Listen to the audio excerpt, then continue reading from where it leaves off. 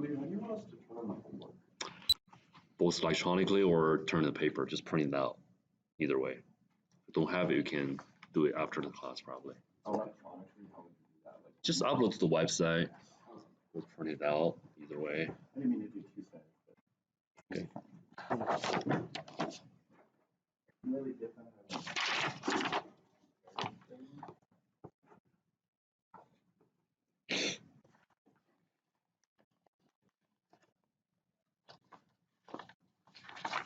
So today we are going to look at two circuits, and I think on the schedule we have a quiz on next week. When next week, let's take a look at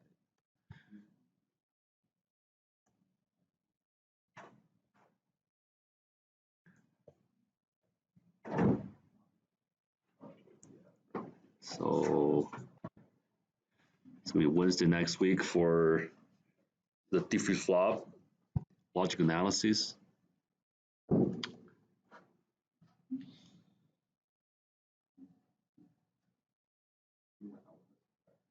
Okay.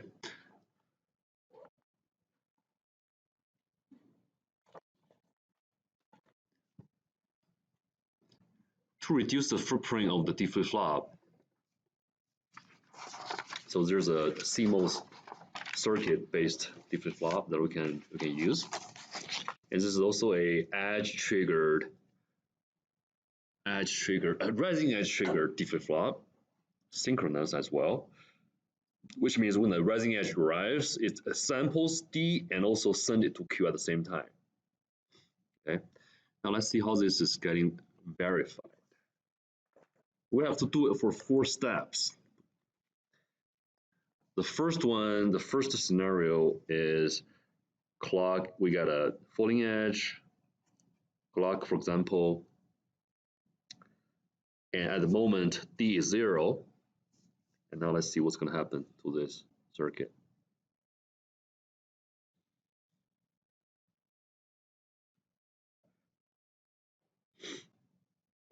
Falling edge, D0.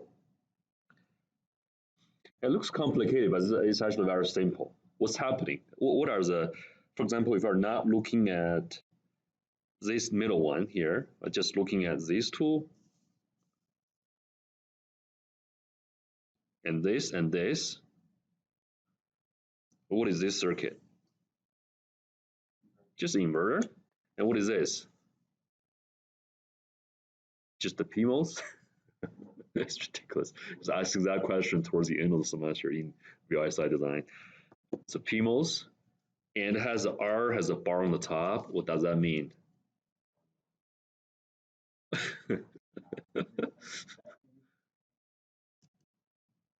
Could you answer that question briefly or concisely, accurately?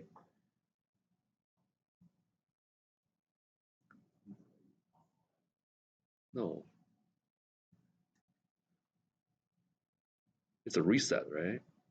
It's a zero active reset. If you give a 0, it reset it, right? Okay, but now, is it doing a reset for Q? If we give a 0, what's going to happen? Yeah, PMOS will be on. It's going to pull this pin to VDD because the PMOS is on. The channel is on, like a wire. Okay, shorts this one to VDD because we know PMOSs are good at passing VDDs, yeah, or logic highs. And then this will be 1. Inverted, this becomes 0. So it's actually resetting it, right? So this one, or this D flip-flop at least, is able to reset it. Does it matter what's going on here? No. It's going to pull it up to VDD. So how to add a set to this circuit? Because we are using 0 active, you probably want to use 0 for set as well. How do we add a set? You might think, hey, let's add an NMOS here, right?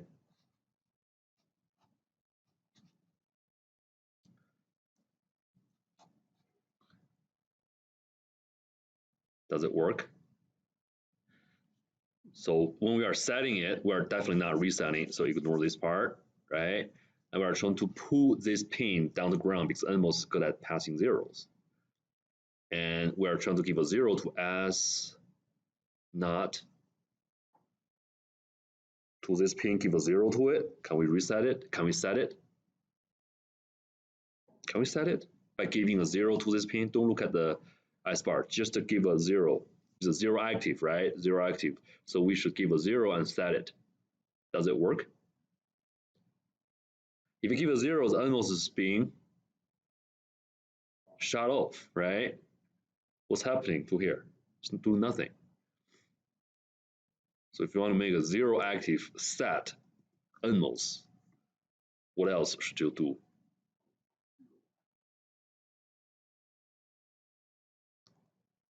It's very close, right? It's very close.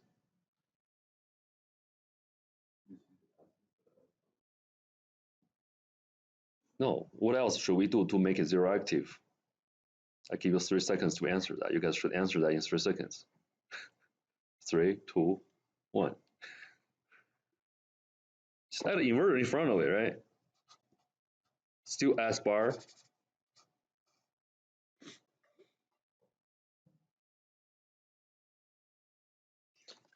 0, 1, open, 0, 1, set.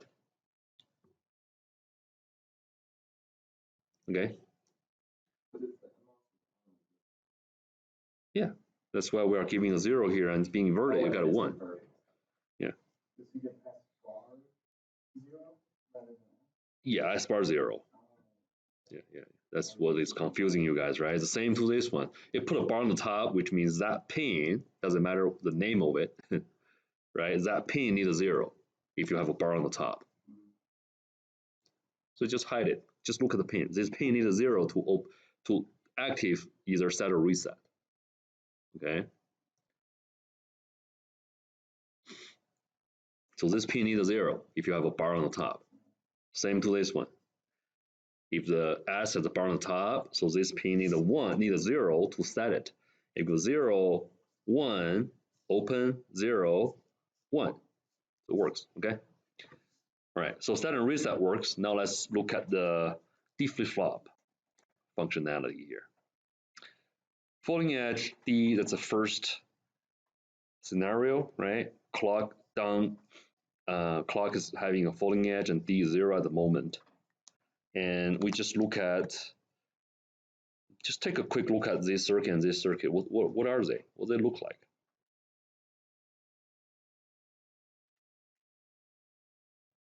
PMOS, NMOS. What is it? Clock in the middle. Could you give a name to it? So it sounds professional.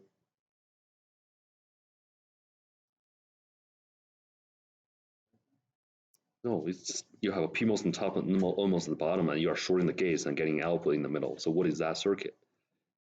It's an inverter, but close. It's a clocked inverter, right? It's getting clocked. It's a clocked inverter. But you know it's an inverter. Instead of looking at every single transistor and feeling overwhelmed, it's just an inverter. You have a clock in the middle. It's a turn on off based on the clock connected to NMOS or PMOS. You have PMOS here and NMOS here, which means you need a floating edge to turn on this inverter, and you need a rising edge to turn on this inverter, right? Okay, so it's just the 2 stages of clocked inverters. And in the middle, it has a switch, but the switch, because the signal L is connecting to an NMOS, so it's basically a switch. But the switch is getting clocked. Okay, so the clock is controlling the VDD connection and the ground connection to the switch. So it's basically a clocked inverter, a switch, clocked switch, and clocked inverter, right? Okay, so if you have a D is 0, this NMOS is on, right? So the folding edge is going to give this PMOS the on or off state, the folding edge.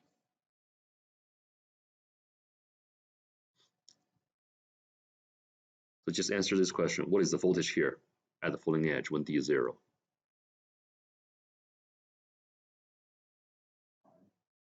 High, right?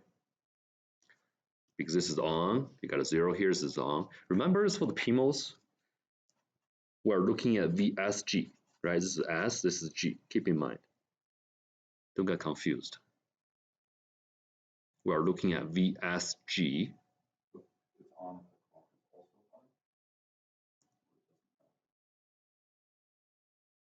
on. Or not on. This point is high if the clock is also high. No, the clock is controlled by the clock signal. It's not determined by this. The clock is rising. It's the falling edge, so that's why the PMOS will be on, right? The PMOS is on. The PMOS is on when so this will be connected to this pin, and this is being put up to VDD. So this is being put up to VDD. So there has to be a 0 here and here. Yes, yes. For this to be shorted to VDD. So both of these are on.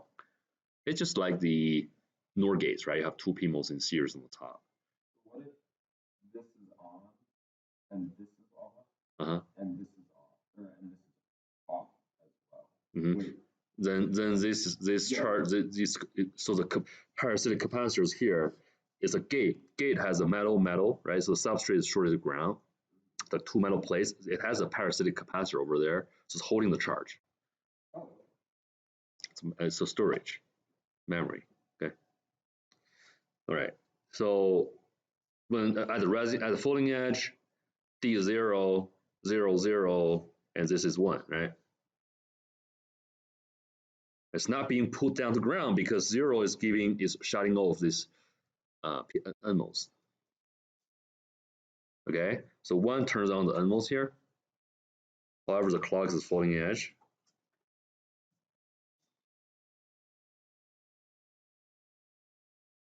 It turns this NMOS on, but it's just a shorting here to here. But the clock is off, so it's not shorting at ground. Okay. However, you got a falling edge here. It's very definitive. So this is being put up to VDD. No problem. So this is 1. Now arrives the second clocked inverter, right? So this is on, but this is falling edge. So it doesn't matter if this is on or off because it's just cutting this, it's disconnecting this NMOS from the circuit.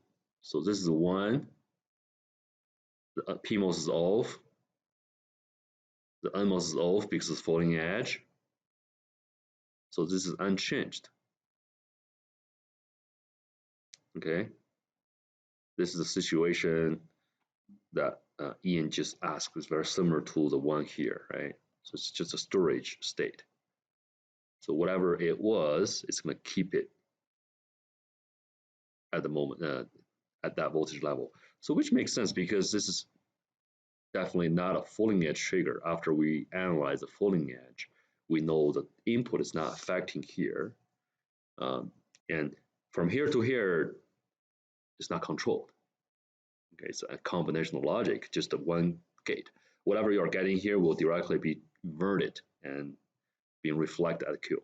So once you, if this one is getting stored in here, the charge is stored here, the same thing for Q. It's being held at the previous voltage level. It's not changing. So when at the falling edge, when D is 0, the whole circuit is performing as a what?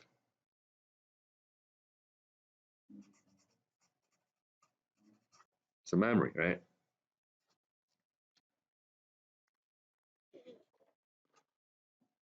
Now, so what if D is different? Still the falling edge. You want to see if when D is 1, right?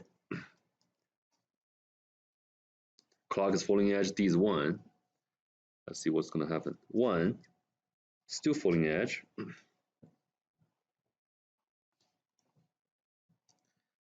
Now,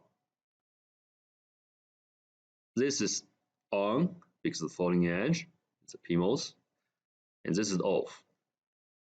It's the 1, it's a PMOS. Okay. And this is on because it's 1 nMOS. So this will be what? So this node will be pulled down to ground.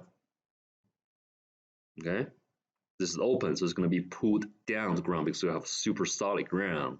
It's a strong 0 volts. It's going to pull it down to ground. It's getting disconnected from the top. Okay, so another question: if you have both NMOS and PMOS are on from bottom and top, what's going to happen in the middle? You never do that, but what's happening?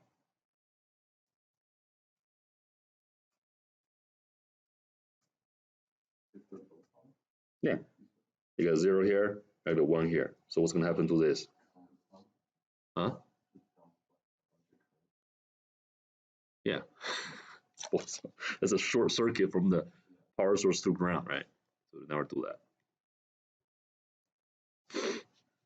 All right. So it never happens here, right? It's designed in that purpose. It's not shorting power source to ground. So now it's 0 here, 0 here, still falling edge, falling edge. This is definitely off. Okay, this is on. This is on. But does it matter? This is 0, this is off, right? Doesn't matter if this is on. It's disconnected for the bottom part of the circuit.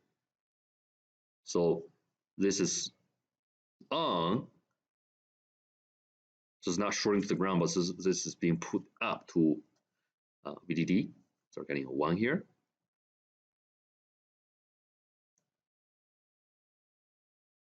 Okay, so what's the difference between these two? So when D is 0 or D is 1 at the falling edge, is there a difference for this pin? You'll see we got a 1 here and we got a 0 here in the second case. Okay, but is it affecting the result here? No. Why? The falling edge of the clock will definitely turn on that PMOS and put it up. Okay, so this will become 1 after that at the falling edge.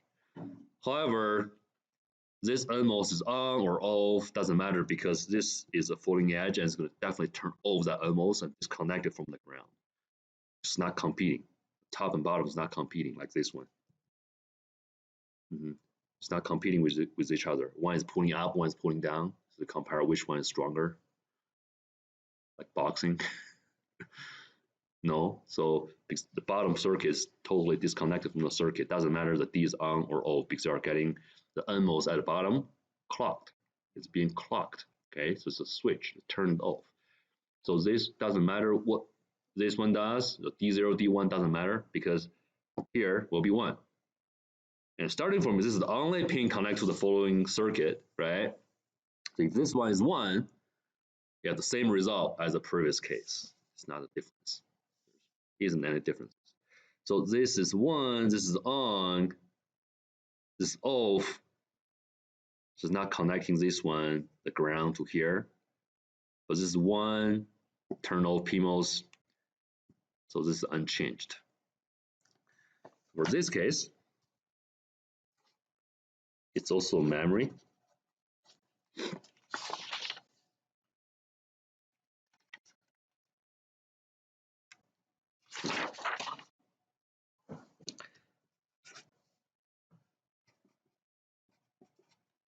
So if we have a rising edge and D0, what's going to happen? Rising edge,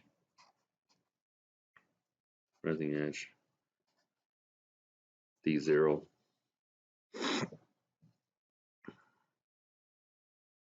Rising edge is going to turn off this PMOS. But D0, so this will be on, but however, this is off. So this is unchanged, right? This is unchanged. So what should we assume?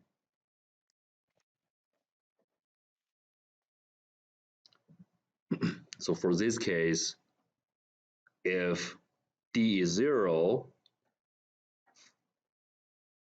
wait, actually, this is 0. I think we probably have to assume 0 or 1 there if B changes to 1.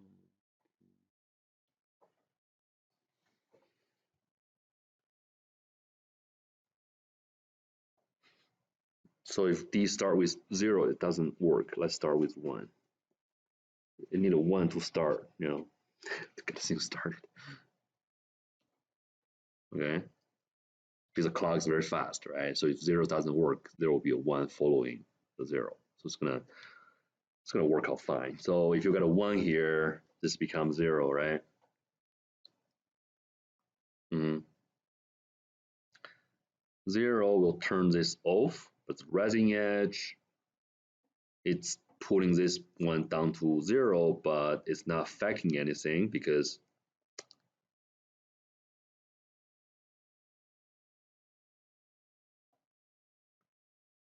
this is also off. Mm-hmm. So I think we probably have to look at the 0 state first, because right before the rising edge, clock was 0, so it's giving some signal to the nodes, and we have to set up the initial state first. Is that right? So when clock is 0, this is on, right before the rising edge, right? So this is on, and D is 1, so this is off, but this is on.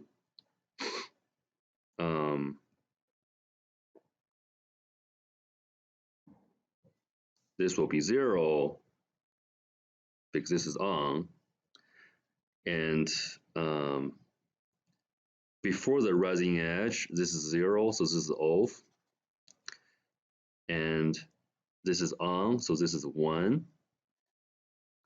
All right, 1 here, 1 here, and before the rising edge, it is 0. This is off. 1 here, 1 here.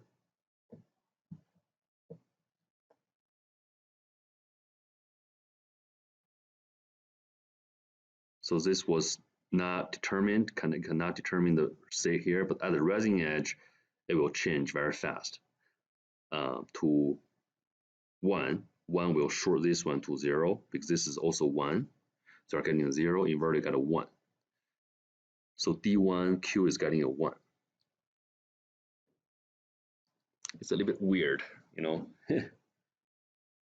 bit weird way to analyze this circuit. But does that make sense? Let's go through this one more time, okay? So we are considering the moment right before the rising edge. Right before the rising edge, okay? So the rising edge is coming very soon, okay? So the clock was 0, okay? 0 is gonna connect this, to turn on this PMOS, but it doesn't matter because D is 1. So this is being put down to ground, no problem, okay? And now, right before the rising edge, this is 0. So it's pulling this one up to 1. This is being turned off, so it doesn't matter. And this is being turned off right before the rising edge, even though at the rising edge it's getting turned on, but this is off, right? So it's not going to affect anything. So what really matters is right before the rising edge here, this one was pulled up to VDD, and at the rising edge it's getting shut off, so the 1 will be stored here. So we're getting a 1 here at the rising edge. So it's like it's dumping charges before the rising edge, it's dumping charges to this node. We have all the capacitors, parasitic capacitors, dumping charges from VDD because this is off, right? Shutting off the bottom circuit. It's dumping charges to here, but at the rising edge, it's shut it off. So you have a faucet on the top, dumping water to the bucket. But whenever at the rising edge, you just shut it off. It's not discharging. It's still holding a 1 here. So 1 comes to here. Before the rising edge, it was off. But at the rising edge, it's turned on. At the rising edge, this is getting turned on. If this is on, because 1 is here, it's going to turn on this NMOS. this one will turn on this NMOS, and at the rising edge, this will be on as well. So this node is being pulled down to ground. So this becomes 0. And it's getting inverted, you're getting a 1. So at the rising edge, if D is 1, Q becomes 1 as well. So now when you look back into the circuit, what really affects the result? Seems like this one is super critical. It's playing a super critical role here because this one is keeping this NMOS on. That's why at the rising edge, when this is on, it directly pulls this down to ground because this one is keeping this NMOS on. So we're getting a 0 here. Because this is a clocked inverter, so this one will keep this on, keep this PMOS off in the middle. The rising edge will sample this one to here. So where we got this one? At this node. Because this seems like because this is a clocked inverter, right? At the rising edge, this is on. You got a 0. It's being inverted once, twice. It's being inverted twice. So whatever the voltage here was, it's going to be the same voltage as at Q. Right? It's a clocked inverter. This is a normal inverter. It's just two inverters. So whatever the voltage here was, will be the Q at the rising edge. Agree with that? Okay. So where we got this Q, as this one here, it's because the rising edge of the PMOS, of the clock connects to the PMOS, right? Yes, come from D at the very beginning, because not actually, not for this case. This one comes from this VDD. But that's interesting. But why D is not playing any role here? Why? Seems like D is not doing anything. Why we are passing D to Q? Is D playing a role here at all? No. Look at what is D doing here? Why we are getting a 1 at the rising edge? Why we are able to, yes, the 1 comes from VDD, yes. But D also plays a role here, indirectly. Why? Because D is 1, D turns on this NMOS and give you a 0 here and turn this off. So at the rising edge, you are not shorting this to ground at the same time. You know what I mean? So D is not directly giving a 1 to this node, but it turns off here to let VDD turn it on to 1 or put it up to 1.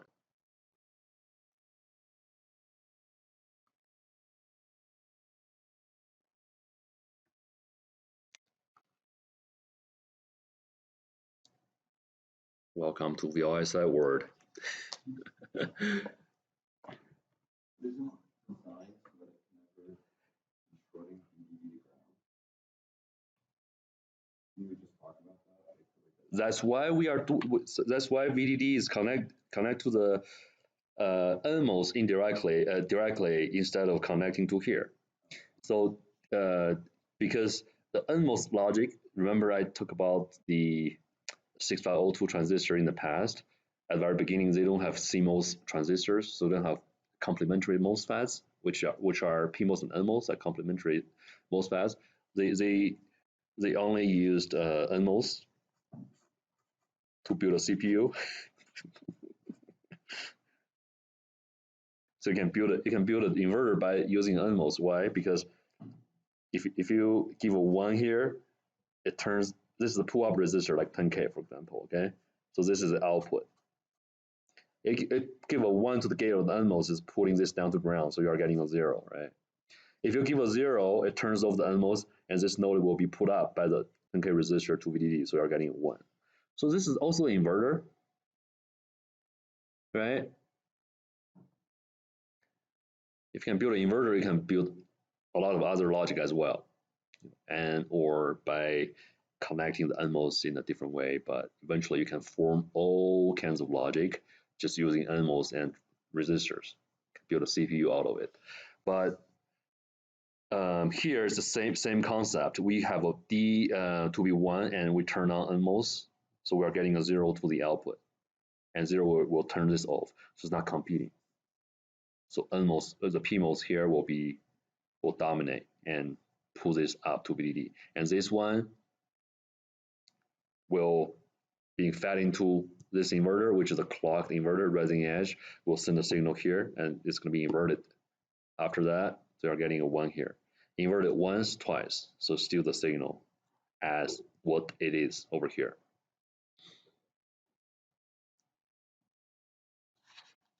Any questions? I think if you treat this guy as a clocked inverter, will make things a lot easier.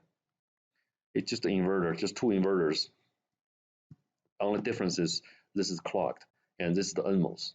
So NMOS will be triggered by a rising edge. So the rising edge will turn it on.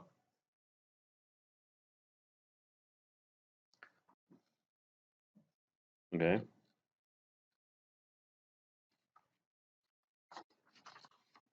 The last one.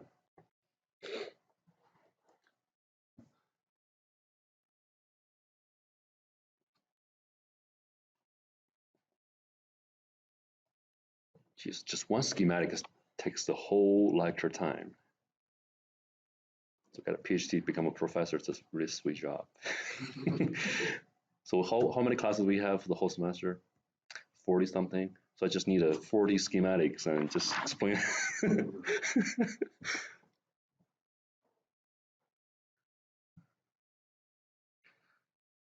Okay, the last one, rising edge and D is 1.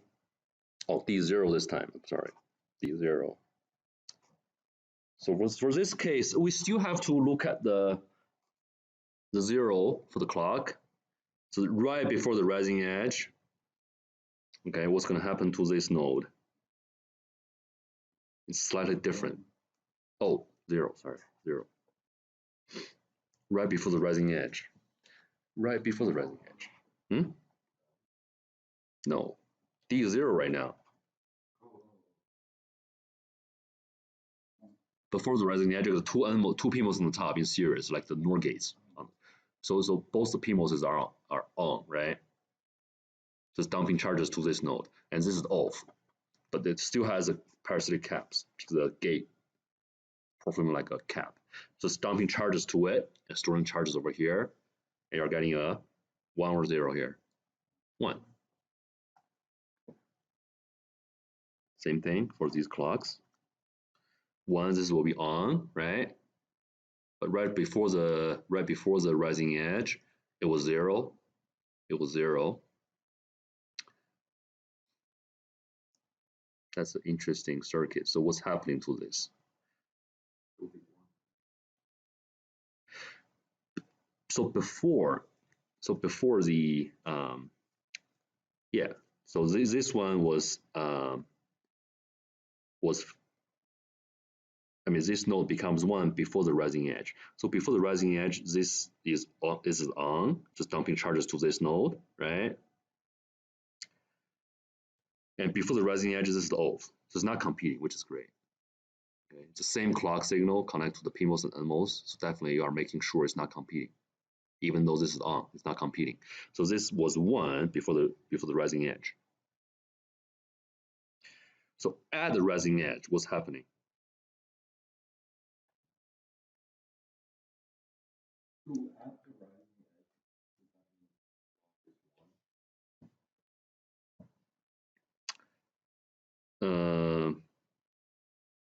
Yes. So before the rising edge, we are treating this guy as a memory because it's a switched inverter, so it's not functioning actually before the rising edge. It only triggers at the rising edge. Okay, so before the rising edge, this was 1. Okay. However, at the rising edge, what happens to this one? At the rising edge. At the rising edge, this will be on, which will make a difference. And this will be shut off because this is the PMOS at the rising edge. This becomes 1, right? So this will be off. But this will be on, and this is the 1. So what's going to happen to this node? At the rising edge, what's going to happen? Yes, it's going to be put down to 0.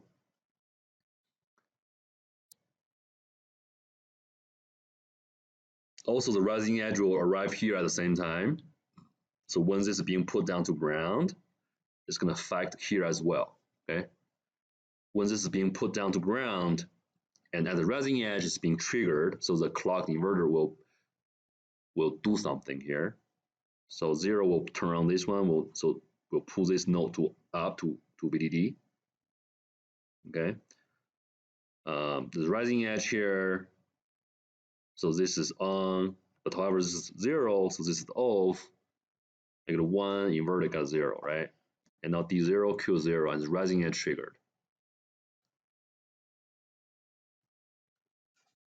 Okay. Any questions by far?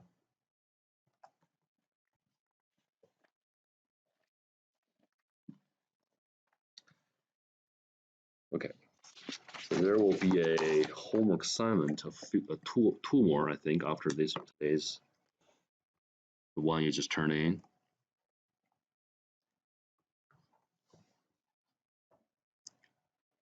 So analyze these DFFs on the left column, which is here.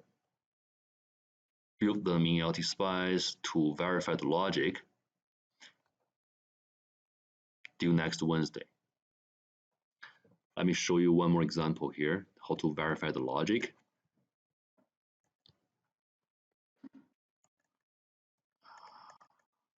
This is not working properly. No. Right. Come back here.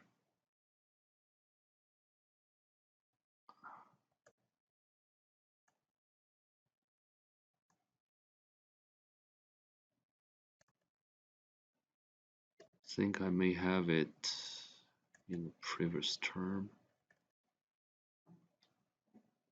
So here, so you have to verify that it's able to be set and reset, and also it's a rising edge trigger flip-flop. I think this is the one that I built in LT-SPICE. This is pretty straightforward. You can find a schematic on the website here, right? It's a D flip-flop TI. It's TI is D flip-flop. And come back to the schematic and run it. It's a D flip-flop, so it's pretty simple. It's just only one data input and a clock.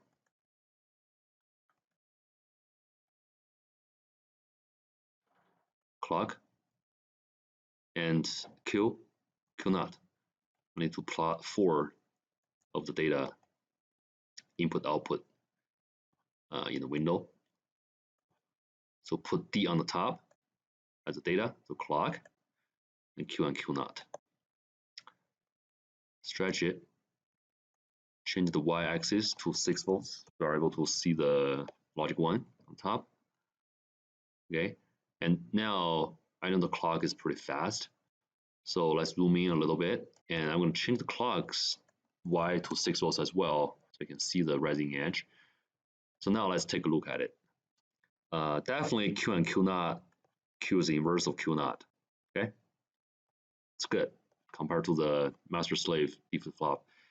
It looks a lot better, and it doesn't have a set and reset, so we are not expecting that.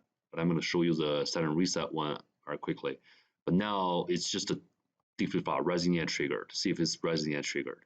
I'm trying to make the clock faster, a lot faster than the data. Okay, because I want to have all these sharp edges to sample an accurate data point. For example, we are looking at this rising edge here for the clock. Is it sampling D and send it to Q? Yes. So it's a rising edge triggered, and it's a synchronous D flip flop. Great, this is what we want. Okay, we don't want the too much time delay in there. There is a little bit delay, you can see, but definitely it's trying, right? At the rising edge, it's trying to send or change the state of the Q. So now let's look at here. The rising edge here, sample this point of D and keep it at 1, right? However, here, changes the state of Q. So you are thinking, hey, this is a D flip-flop, so Q should exactly duplicate D. Is that the case? Why? If you look at D and Q, are they totally duplicate each other or overlap with each other? No, there's a slight difference. Why is that? That's right, yeah.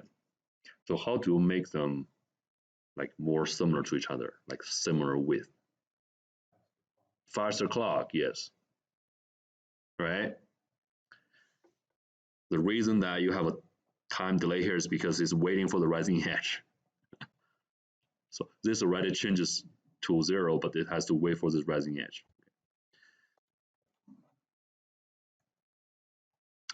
All right, let's change to the.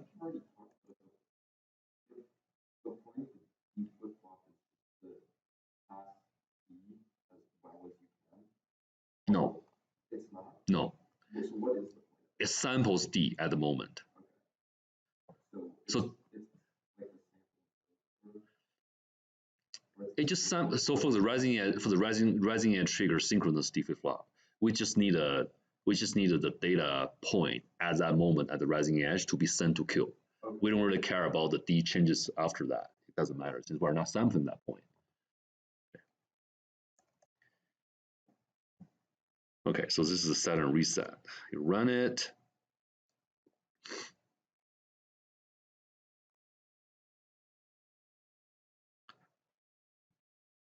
Wait.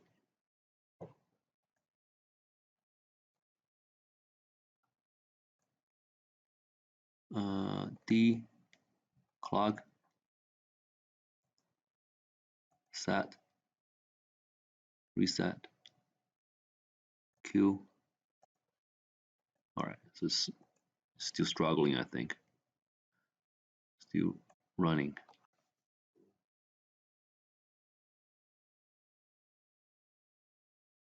Shouldn't be that slow.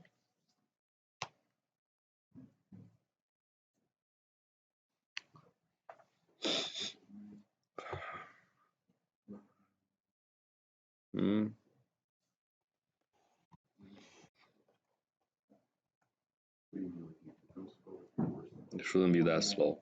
Okay. Anyway, so this one is supposed to show you the set and reset as well. Okay, should be very easy to handle, I think. It just basically have clock D, right? So D should be slower than clock.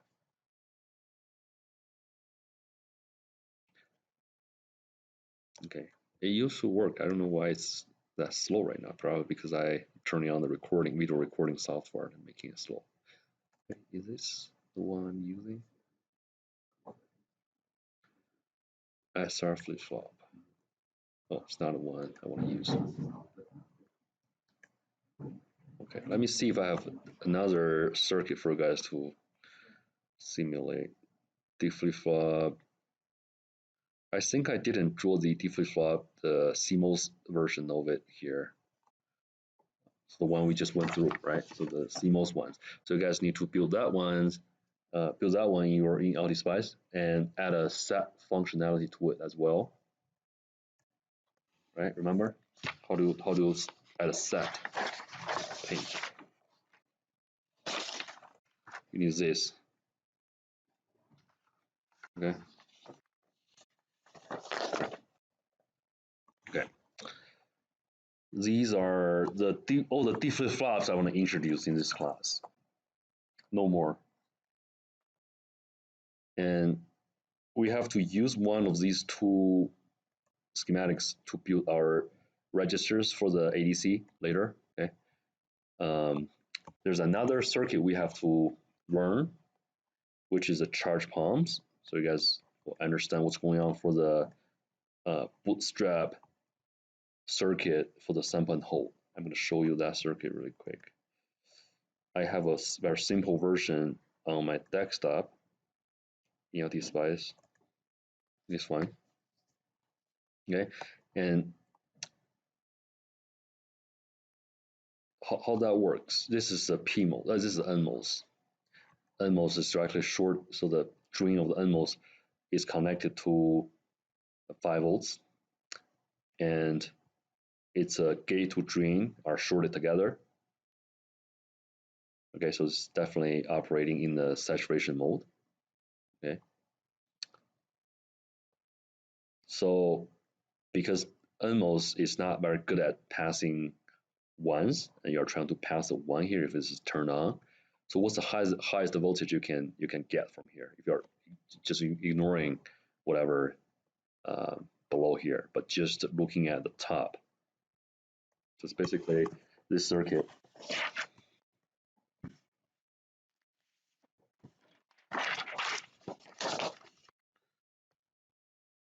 Let's just make it simple, like the pass gate, right?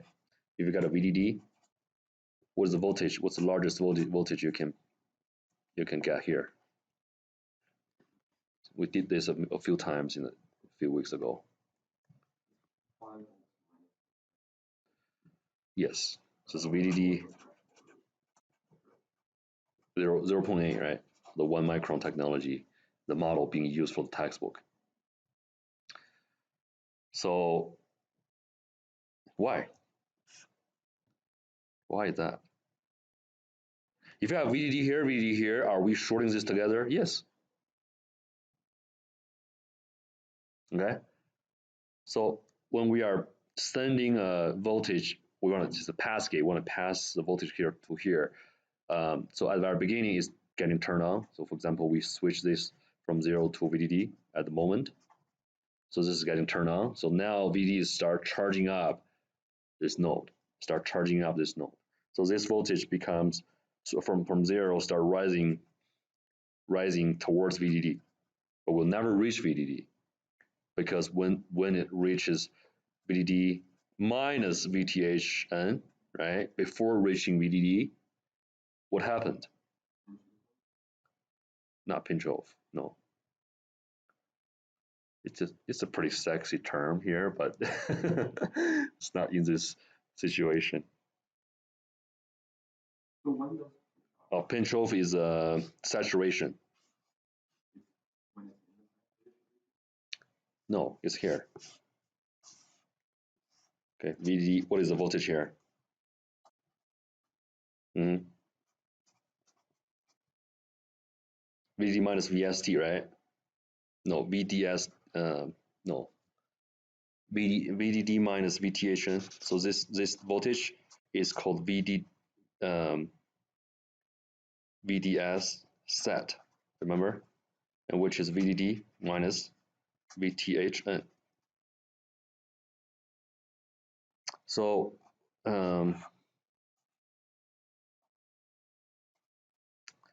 when you increase the voltage, whenever this is on, right? For sure, this is VDD, this is on. And you're adding a VDS here.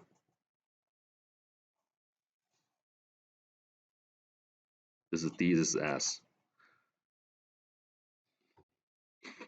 So before you add a VDS, VDD is going to attract the electrons in the substrate. So they will migrate to the channel, become a layer of electrons. Okay, that's the channel before you add any voltage to the drain. But when you start adding voltage to the drain and start increasing it, the layer becomes this. And whenever you draw a diagonal from here to here, that moment is called pinch off.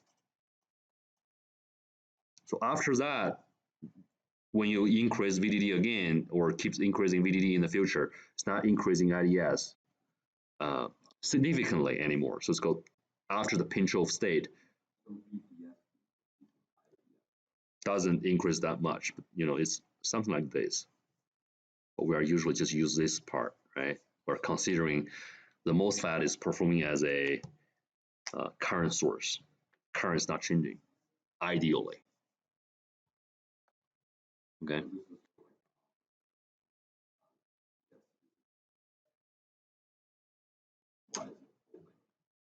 Opposite.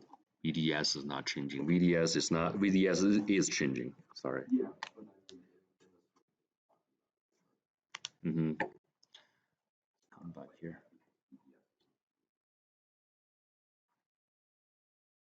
It's dumping charges to it.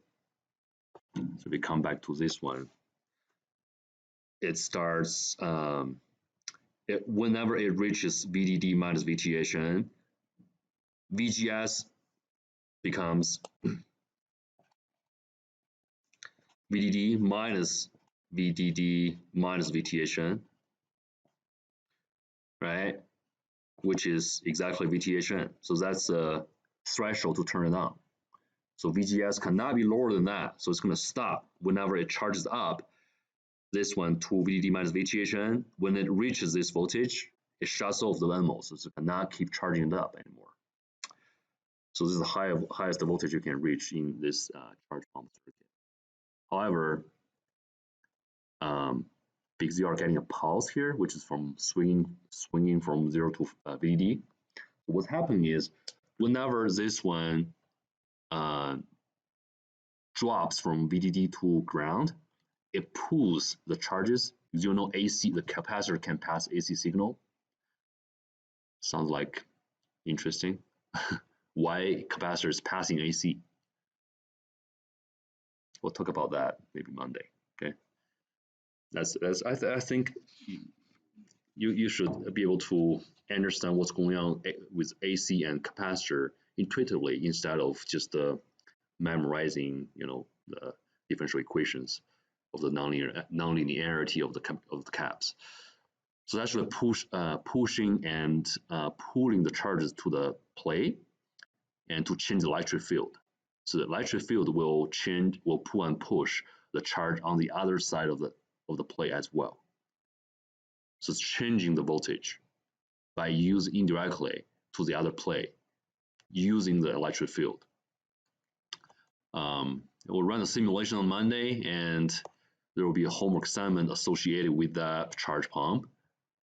It's a really fun project. Follow this example design the charge pump. You can see 5 volts is being boosted to like 30 volts DC in the integrated circuits instead of using external boosters, and you need to lay it out as well. Okay. We'll see you guys on Monday in class.